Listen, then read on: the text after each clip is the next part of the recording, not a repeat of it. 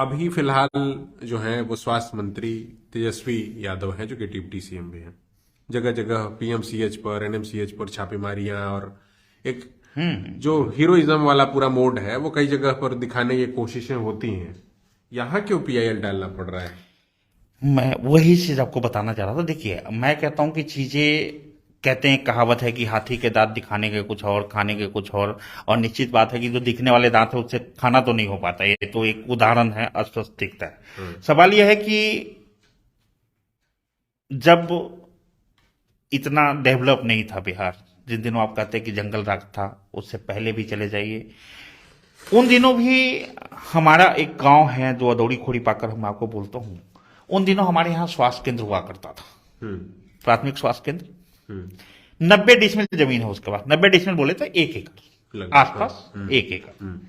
कागज में 90 है, व्यवहारिक में तो 1 एकड़ प्लस है। वहां राजकीय औषधालय हुआ करता था, प्राथमिक स्वास्थ्य केंद्र। फिर आगे जब बिहार और डेवलप किया, तब शिवहर जिला नहीं हुआ करता था, हमारा पूर्णिया प्रखंड भी नहीं हुआ करता था, तब वो प्राथमिक स्वास्थ्य केंद्र था।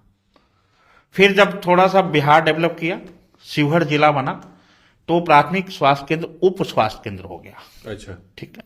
फिर थोड़ा और डेवलपमेंट हुआ, जब कोर्ट हमारा सीतामढ़ी लगता था, जिला बनने के बाद भी शिवहर, जब शिवहर कोर्ट आ गया, तब वो हमारा अतिरिक्त स्वास्थ्य केंद्र हो गया। अच्छा, ठीक है। मतलब कैसे डिमोशन की प्रक्रिया हुई वो हम आपको बताते हैं।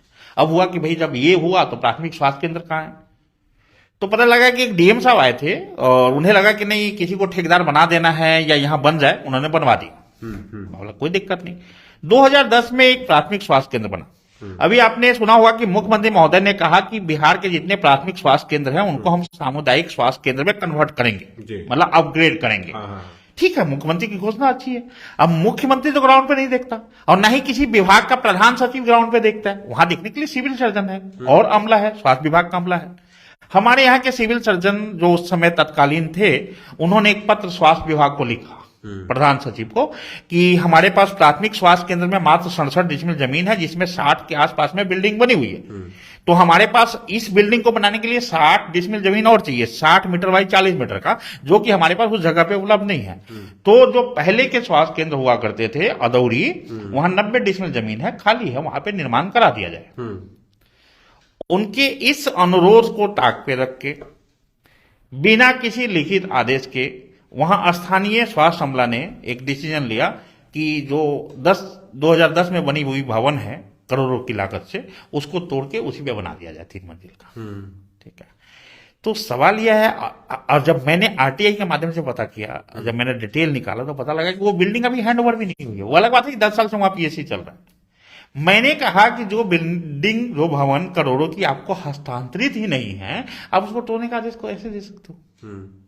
और आप अपने बनाए, अपने खर्चे पे, निजी खर्चे पे बनाया हुआ आपका घर 10 वर्ष में तोड़ लोगे क्या? डिमोलिश का तो कोई ऑर्डर औचित्य हो ही नहीं सकता। उसका तो आकलन होता है, इंजीनियर उसके लाइफ को आंकेगा, क्यों कमजोर है, कितना कमजोर है। 50-50 साल पुरानी बिल्डिंग चल रही है, 30-30। एक खंडहर को भी डिमोलिश करने के लिए आपको एक प्रॉपर प्रक्रिया में जाना होता है, नीलामी होता है, उसका ईंट मलबा सब बेचा जाता है। तो मैं उसके अगेंस्ट यहाँ अभी हाईकोर्ट में आया हूं कि भाई ये बिल्डिंग तोड़ने वाले होते कौन है? ये स्वास्थ्य अमला का बिल्डिंग, करोड़ों की लागत की बिल्डिंग, ये तोड़ने वाले होते कौन है? अगर इनके पास भूमि नहीं है, दूसरी भूमि इनकी वहां बनाए, नहीं है तो अधिग्रहण करें, नहीं है तो वैकल्पिक व्यवस्था करें। एक बने हुए भवन को तोड़ने का तो कोई मतलब नहीं है। ये तो ऐसा हो गया कि स्कूल का कोई प्रिंसिपल आया, कहे कि नहीं, पूरी भवन को ध्वस्त करके मैं फिर से बनाऊंगा और फिर पढ़ाने बैठूंगा। अरे आपका काम इलाज करना, भाई हम इलाज करो ना। अभी मैंने पूछा कि प्राथमिक स्वास्थ्य केंद्र टूट जाएगा तो इलाज कहाँ होगा? बोले वहां पास के हाई स्कूल में। अरे तो वहां पढ़ाई होगा कि वहां स्वास्थ्य सेवा संचालित करोगे? तो ये कुल मिला के ऐसा लगता है जैसे बस मुख्यमंत्री ने कह दिया, मुख्यमंत्री ने कह दिया तो उस काम को करना है। अरे मुख्यमंत्री व्यवहारिक रूप नहीं देख रहे हैं ना कि वहां क्या समस्या है। अब लकीर का फकीर विभाग बना हुआ, तब हम फाइनली आए भाई जनहित याचिका लेके कि कोर्ट अब इनको निर्देशित करे कि इनको करना क्या चाहिए। ये कौन होते हैं? उन करोड़ों की लागत से बनी बिल्डिंग को ढहाने वाले, उनका तो कहीं औचित्य बनता नहीं है।